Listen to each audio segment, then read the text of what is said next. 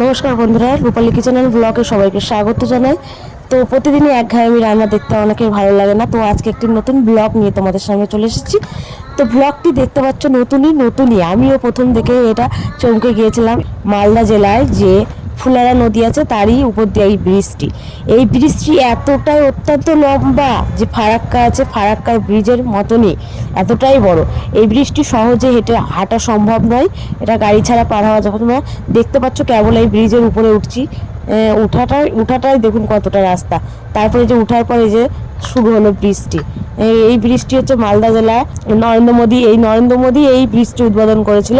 তো দেখতে পাচ্ছ এই ব্রিজটি উদ্বোধন যিনি করেছিল, বুঝতেই পারছো তার মানে এই ব্রিজটি নিশ্চয়ই কোনো গুরুত্ব আছে। তো এই ব্রিজটি এতটাই বড়, আমি প্রথমত দেখে ভয় পেয়ে গেছিলাম, বাবা এত বড় ব্রিজ এখানে, আমি জানতামই না এত বড় ব্রিজ। তো অনেকেই এখানে ব্রিজ দেখতে আসছে, গাড়ি নিয়ে দেখছি দাঁড়িয়ে দাঁড়িয়ে সেলফি টেলফি তুলছে। বিশাল বড় ব্রিজ, এখানে আমি একটা কুটুমের বাড়ি এসে এই ব্রিজটা প্রথম দেখতে পাই।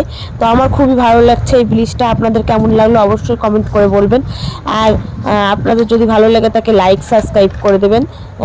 তো দেখতে পাচ্ছ ব্রিজটা ক্রমশ শেষ আর হয় না। এই ব্রিজটা টোটোতেই আমাদের প্রায় 20 মিনিট টাইম লেগেছিল পার হতে, আর যদি আপনি হেঁটে পার হওয়ার চিন্তা করেন তাহলে 1 ঘন্টা, চোখ বুঝে 1 ঘন্টা। দেখুন এখানে অনেকেই যে ছবি তোলার জন্য এই যে ব্যস্ত, দেখতে পাচ্ছ মোটরসাইকেল থেকে ওই সাইডে ছবি তুলছে। তো নদীটি অনেকটাই দূরে, কিন্তু নদীটি দূরে হলে পরেও ওই নদীর ওই সামনের মাথাটা পাথর দিয়ে আর কি বাঁধানো, আর এই দিকটা পাথর দিয়ে বাঁধানো না। তো আমরা এখানে দেখতে পাচ্ছ, এখানে নেমেছিলাম, নেমে একটু ছবি টবি তুলছিলাম। খুবই ভালো লাগছিল, ব্রিজ থেকে অনেকটাই সুন্দর লাগছিল। চার সাইডে শুধু মাঠ আর মাঠ খুব। তো আজকে আপনাদের ভাবলাম এই ব্লগটা আমি দিব, তাই জন্য দেখতে পাচ্ছি যে আমার বড় মেয়ে দৌড়াচ্ছে। ও ব্রিজে খুব দৌড়ানোর শখ, মানে ভীষণই ভালো লাগছে ওরও বলে। দেখুন কি সুন্দর প্রাকৃতিক, বগ উড়ে চলে যাচ্ছে, দারুণ একটা প্রাকৃতিক সৌন্দর্য। তো ব্রিজের ওপাশে নেমে আমরা হেঁটে আসছিলাম, হেঁটে এসে মধ্যখানে এসে দুই সাইডে যে প্রাকৃতিক দৃশ্যগুলি খুবই সুন্দর লাগছিল, সবুজ সবুজ।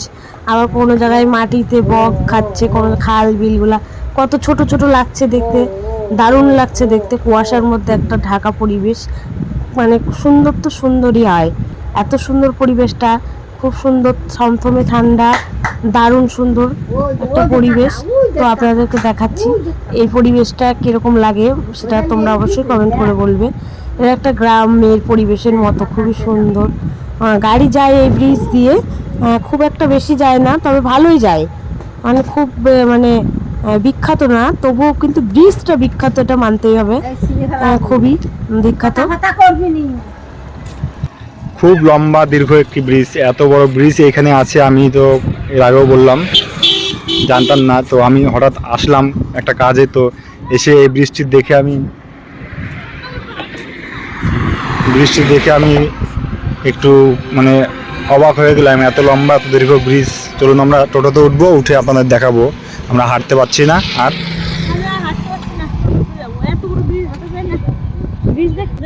কেমন লাগলো ব্রিজটা দেখে?